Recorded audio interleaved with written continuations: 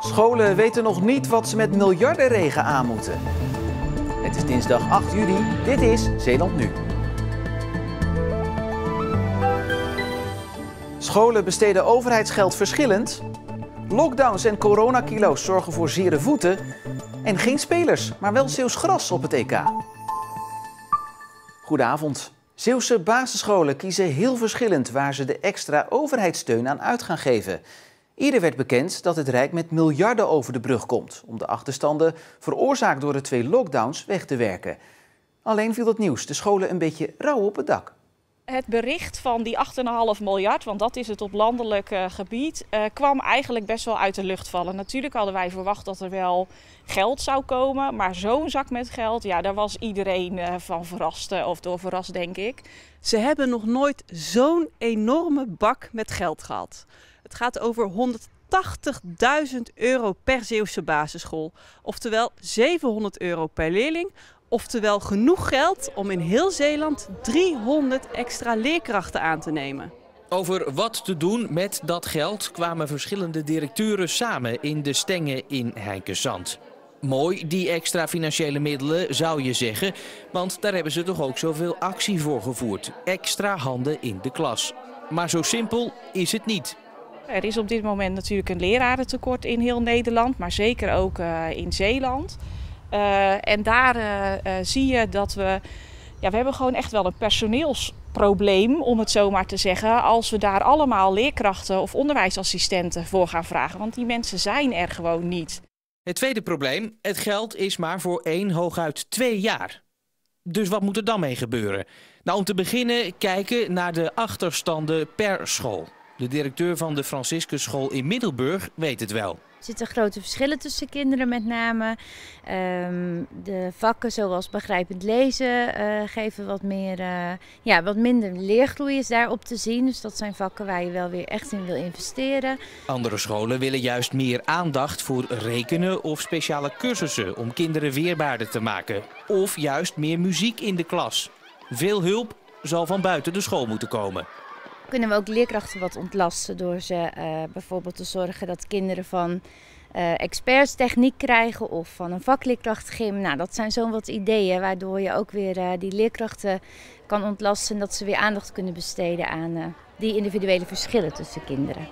De komende weken zijn er in Zeeland verschillende van deze bijeenkomsten. Met allemaal als insteek: hoe kunnen we 700 euro per kind goed besteden zonder dat het geld structureel is en zonder dat er extra leerkrachten van kunnen worden aangenomen? Het vergt creativiteit. De school kan wensen dat er 5 collega's extra's aangenomen worden, los van het feit dat die mensen er niet zullen zijn. Kunnen we dat ook niet betalen op de langere termijn, want daar hebben we wel mee te maken.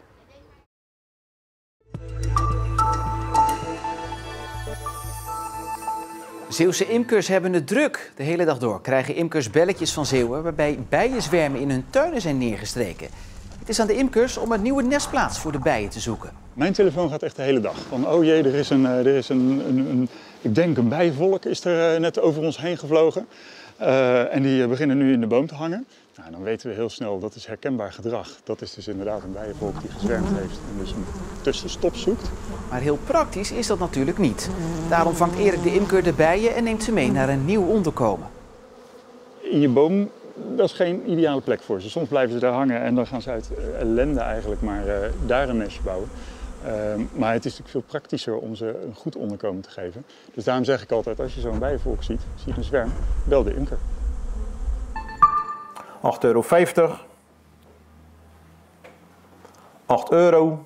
Op de enige aardappelveiling van Nederland in Sint-Anneland werden vanmorgen traditiegetrouw de eerste aardappels geveld. Een spannend moment voor veilingmeester David Hagen. We hebben een jaar corona gehad, dus het is ook een leuke samenkomst om even weer een keer bij te praten. Hoe voelt dat dan? Ja, gewoon, het is wel spannend, maar gezonde spanning, zullen we maar zeggen. Nou, dat is niet verkeerd eruit. Toch wel een beetje trots. Ik zit hier al vanaf mijn 16e jaar. Ik loop al wat jaren mee. Maar het is altijd weer, dus hier kijk je met genoegen op terug op zo'n moment. Het eerste kistje leverde €4.000 op voor het epilepsiefonds en werd gekocht door een aardappelgroothandel in opdracht van supermarktketen Jumbo. Ruiten poetsen, informatiebordjes ophangen en nog meer boenen. Het arsenaal in Vlissingen gaat vanaf morgen weer open. Eigenlijk mocht het Piratenpark en Zeeaquarium zaterdag al open, maar dat was iets te snel. Wij dachten nu laten we nu pas echt beginnen als het echt we zeker weten dat we echt open gaan. Dus ja, nu moeten we eventjes alle tandjes bijzetten om het weer voor elkaar te krijgen. Klein probleempje, de vissen zijn in de tussentijd mensenschuw geworden. Vooral onze poetsvisjes, de gararufa's, waar mensen lekker met hun handen in het bakje dat ze lekker schoon kon poetsen. Nou, daar kwamen we van de week achter dat die erg schrikkerig waren. En ja, dat hadden we eigenlijk niet verwacht. Ik denk dat zijn zulke snelle, brutale visjes, die maakt het niks uit. Maar nee, 8 maanden geen bezoekers, ja, dan worden ze toch een beetje afwachtend, zullen we zeggen. Ook al spelen er dit jaar weer geen Zeeuwen op het EK-voetbal, toch heeft het toernooi een Zeeuws tintje. In 6 van de 11 stadions ligt een grasmat van dit bedrijf uit Capelle. Al vanaf het WK van 2010 levert het bedrijf gras voor EK- en WK-stadions. Het gaat om de stevigheid van de mat en die zit onder de grond. En dat is voor ons van belang dat we daar een hele goede doorworteling hebben van de bodem. Zeeuws gras, gekweekt in Zeeland en geteeld door Zeeuwse akkerbouwers. Heel belangrijk voor onze spelers straks oranje, om in ieder geval goed voor de dag te komen. Aan het gras zal het niet liggen. Lekkere geur, ruiken aan het gras. Heerlijk. Ja, maar of alle spelers dit ook gaan doen, valt nog te bezien.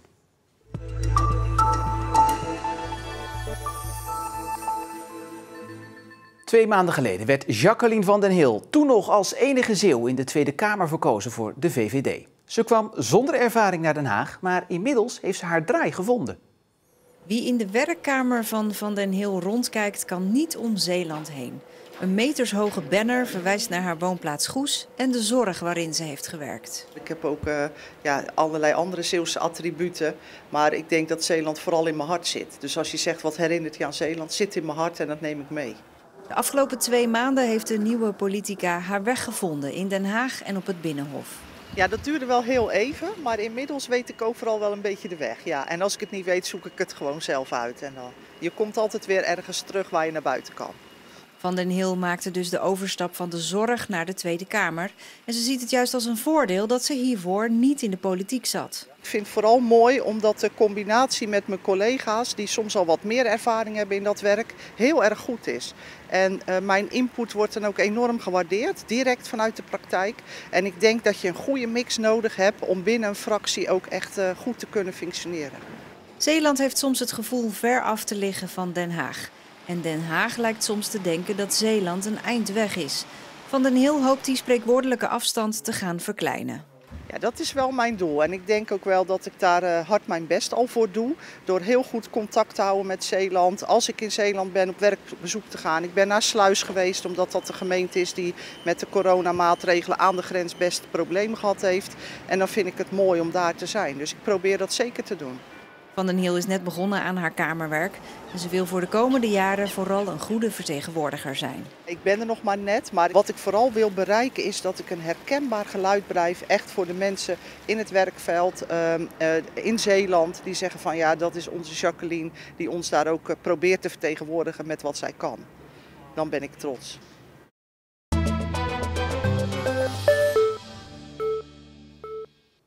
Wandelen. Het is makkelijk en gezond en in coronatijd heel populair. En dat merken ook de podologen en podotherapeuten.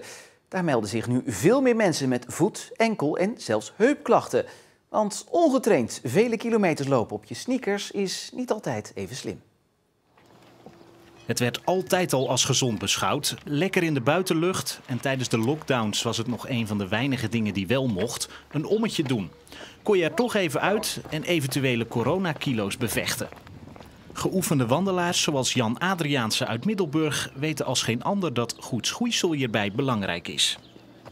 Ik heb een paar goede wandelschoenen, die heb ik nu ook aan. Maar ik heb nog een paar andere. Dus ik wissel wel eens die 2 af. Kilometers vreten doe je beter niet op sandalen. Nee, dat doe ik enkel als ik een kort momentje moet lopen in de vakantietijd. Maar niet 1,5 uur of 2 uur. Niet iedereen is zoals Jan, zo merken podologen en podotherapeuten. Nu zie je echt dat mensen veel meer naar buiten gaan. Mensen die thuis aan het werk zijn, die gaan toch tussen de middag een stukje wandelen. Dan kijkt iedereen om zijn omgeving, ziet ze lopen. Even met een groepje. Je ziet ze overal? Je ziet ze nu eigenlijk overal wandelen.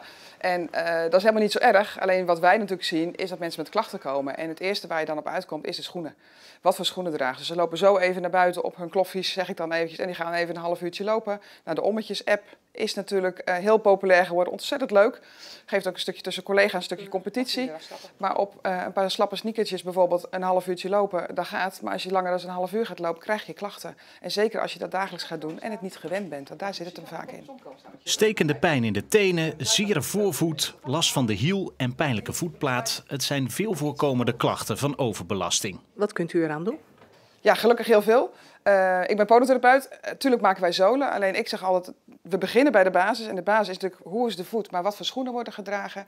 Wij geven ontzettend veel informatie over goede schoenen, over de belasting. Wat kun je wel en wat kun je niet doen? En welke schoen hoort bij welke activiteiten. Dit is Liane Stork uit Vlissingen. Ook voor haar is wandelen een uitlaatklep. Ik zit als eigenlijk sinds vorig jaar maart werk ik continu thuis. Dus weinig beweging, sportscholen dicht, roeien werd gelegd. Dus ja, ik moest wat anders. En daardoor ben ik meer gaan wandelen. Dus ik ben op een gegeven moment, had ik via internet schoenen besteld. En ja, dat was het allemaal niet, pijn in mijn tenen. En toen ben ik op een gegeven moment op mijn sneakertjes gaan lopen in de zomermaanden. En uiteindelijk toch besloten om op advies van Sandy goede wandelschoenen te kopen. Dus voor wie nog niet wandelt, maar dat wel wil gaan doen? Ik zeg, nou, ga een goede schoen, koop die inderdaad in de winkel. Ga passen en voor de activiteit die je doet. Een wandelschoen is een wandelschoen, een hardloopschoen is een hardloopschoen. En daar gaat het inderdaad heel vaak fout. Als je op internet iets bestelt, kan je de pasvorm niet voelen. En moet je hem of weer terugsturen. Je krijgt geen advies erbij. Dus wij zeggen altijd, ga echt naar een speciaalzaak. En gelukkig zijn de winkels weer open. Liane wandelt inmiddels gemiddeld zo'n 20 kilometer per week. Pijnvrij. En in oktober hoopt ze mee te doen aan de wandelmarathon. Qua tekst begint het weer een beetje eentonig te worden, maar saai niet, want het was vandaag opnieuw een zonnige dag, maar door de veranderlijke wind hier en daar aan de kust soms wel nevelig. Morgen kan die mist van zee tijdelijk binnenkomen drijven. Het lost dan snel op en mist maakt dan plaats voor zon en maximaal 25 graden. Dat pas morgen. En mocht u tot die tijd niet weten wat te doen, op onze site vindt u het verhaal over de oudst geringde strandplevier. En die bevindt zich toevallig in Zeeland. Meer daarover vindt u op onze site of in onze app. En tot zover Zeeland Nu van dinsdag 8 juni. En voor nu nog een hele fijne avond.